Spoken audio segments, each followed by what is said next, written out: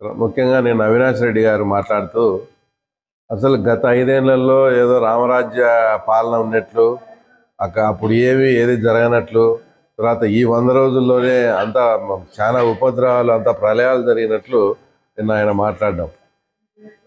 తర్వాత శాంతి భద్రతల గురించి కూడా ఆయన మాట్లాడితే అసలు పులివెందుల ప్రాంతం అనేది వైఎస్ఓళ్ళు ఎంటర్ అయిన తర్వాత శాంతి భద్రతలు ఎలా ఉండేవి, అంతకుముందు డిఎన్ఏడి గారి హయాంలో శాంతి భద్రతలు ఎలా ఉన్నాయో ఒకసారి బేరీజ్ వేసుకోమని ఆయన.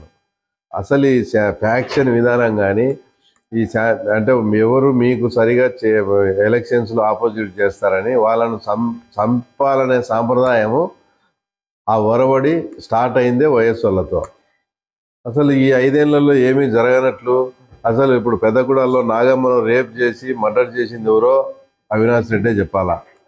తర్వాత చంద్రబాబు నాయుడు గారు వచ్చారని వాళ్ళ ఊర్లో అంబగపల్లి రూట్లో పోతుంటే టపాసులు పేల్చారని నాగరాజును మర్డర్ చేసింది ఆ తర్వాత ఎవరు చేశారో అవినాష్ రెడ్డే చెప్పాలా. దుద్దగుంటలో పరమేశ్వర రెడ్డి అనే అతన్ని కిరాతకంగా హత్య చేశారు, అది ఏం జరిగిందో చెప్పాలా. అంటే ఇవన్నీ వాళ్ళ హయాంలో జరిగినట్టు కాదా, ఇప్పుడు ఏదో జరిగినాయని ఇప్పుడు ఏదో కొత్తగా ఇవన్నీ. అసలు పులివెందుల్లో ఈ భయభ్రాంతులకు గురి చేసి ఈ రకమైన దాడులు చేసి మిమ్మల్ని ఒప్పించుకొని ఇదంతా సృష్టించింది అసలు మీరు కాదా. అసలు మీరు పులివెందుల్లో ఉండే శాంతి భద్రతల గురించి వాటి గురించి మాట్లాడే నైతిక హక్కు అనేది అసలు మీకు లేనే లేదు. తర్వాత రెండో పాయింట్ వచ్చేసి అక్రమ మైనింగ్ గురించి మాట్లాడాడు. ఎవరైనా మీరు విలేకరులు ఉన్నారు, మీరు ఉన్నారు, టీడీపీ గవర్నమెంట్ కూటమి ప్రభుత్వం వచ్చిన తర్వాత ఇల్లీగల్ మైన్స్ అనేది లేకుండా ఎవరు లీజ్ ఉంటే వాళ్ళు చేసుకోమన్నారు. ఇల్లీగల్ మైన్లన్నీ వాళ్ళంతకు వాళ్ళే స్వచ్ఛందంగా ఆపుకున్నారు.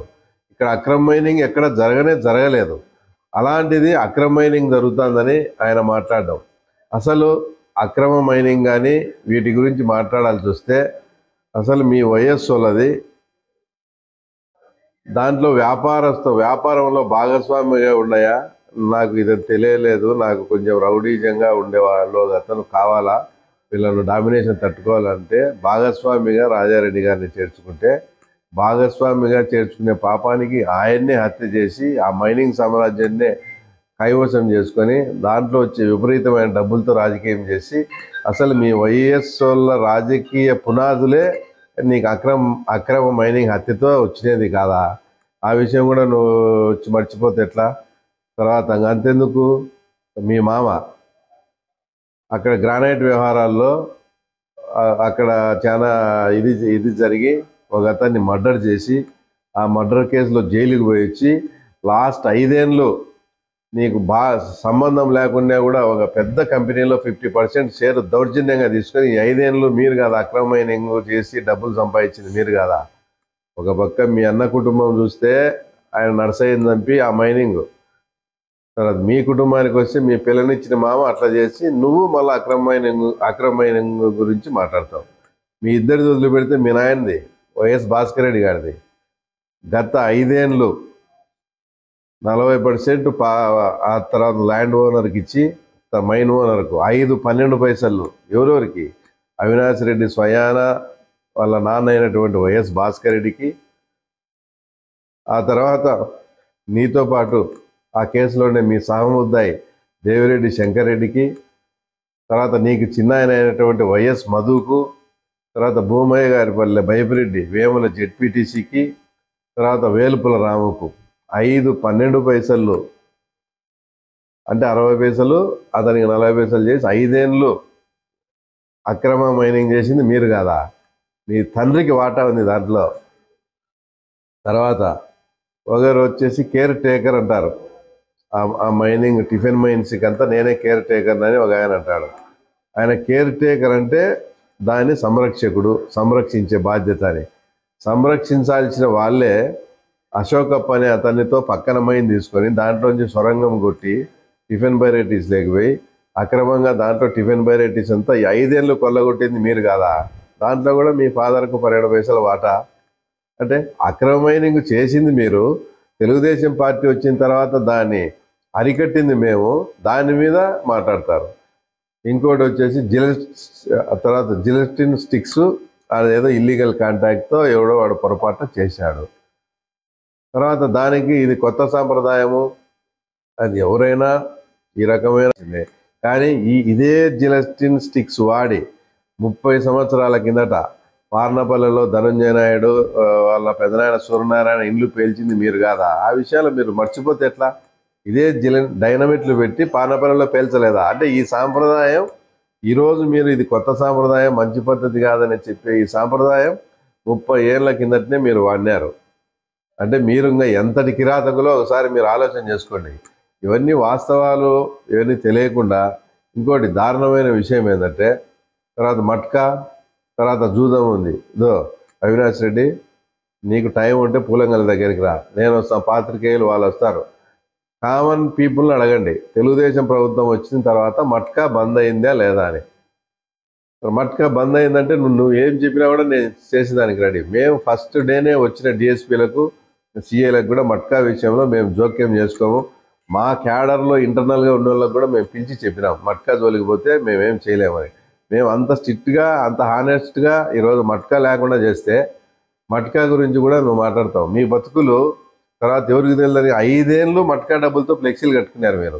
ఆ విషయం మీకు గుర్తుందో లేదో? 5 సంవత్సరాలకు ఫ్లెక్సీల డబ్బంతా కూడా మట్కా నిర్వహించే అతనే, ఆ ఫ్లెక్సీల డబ్బంతా కూడా మట్కాతోనే మీరు నడిపినారు. అంత నీచానికి మేము దిగజారట్లే. ఇంకోటి, అసలు అతను ఎంపీగా ఉండి అతను ఎంపీనా, అతనికి ఏదన్నా అవగాహన ఉందా లేదా అనే దానికి కూడా నాకైతే అర్థం కాలే. అతను చెప్తున్నాడు జూదాలు ఆడతారట ఇక్కడ, ఆ జూదాల్లో డబ్బులు పోయిన వాళ్ళు ఇక్కడ దొంగతనాలు. ఇక్కడ దొంగతనాలు 30-40 దొంగతనాలు జరిగినాయి. ఆ దొంగతనాలు అంతర్రాష్ట్ర ముఠా నుంచి దొంగతనాలు జరిగింది.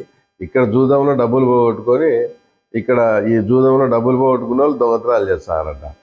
అంటే ఇంత అవగాహన లేకుండా, అంటే ఇప్పుడు ఎక్కడైనా డెకాయిట్లు, దొంగతనాలు అని కామన్గా జరుగుతుంటాయి. దాన్ని కూడా తెలుగుదేశం ఏమాత్రం అవగాహన లేకుండా అంతర్రాష్ట్ర ముఠా. ఇంకోటి స్టేట్గా అడుగుతారా, ఇన్నేళ్ళు మీరు పులివెందులలో ఆమెను డెవలప్ చేసినాం, ఏమైనా డెవలప్ చేసినాం, మున్సిపాలిటీ అంటారు కదా, ఇన్ని దొంగతనాలు జరిగితే ఒక సీసీ కెమెరా ఎందుకు పనిచేయడంలే? ఏదో ఒక క్లూ దొరకాలి కదా. అంటే మీ వ్యవస్థ మీది అట్లా తయారు చేసి పెట్టినారు. ఇంకా మళ్ళా దాన్ని కూడా మళ్ళీ మా మీదకే వేయడము, ఇదంతా చాలా ఇది. మీరు కావాలంటే డిబేట్కైనా రండి. మట్కా అనేది సంపూర్ణంగా అసలు నిర్మూలించే దాంట్లో మేము చాలా కూడా కట్టుబడి ఉన్నాం. ఇట్లాంటి పొద్దుపోని మాటలు, ఆ తర్వాత జూదాల గురించి మాట్లాడేది, ఆ తర్వాత ఇన్ఛార్జి పొలంలో జూదా మాడతారనేది. మీరు ఇప్పుడు తోట పెట్టుకున్నారు, ఆడ మీ నాయన సింగిలిగుండ వేసరే వాళ్ళంతా 5 ఏళ్ళు జూదా. ఇట్లా చిల్లర మాటలు మాట్లాడి చిల్లర మనుషులు అనిపించుకోవద్దండి.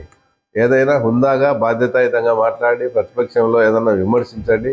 దాన్ని ఏదైనా ఉంటే కూడా మేము సర్దుకుంటాం.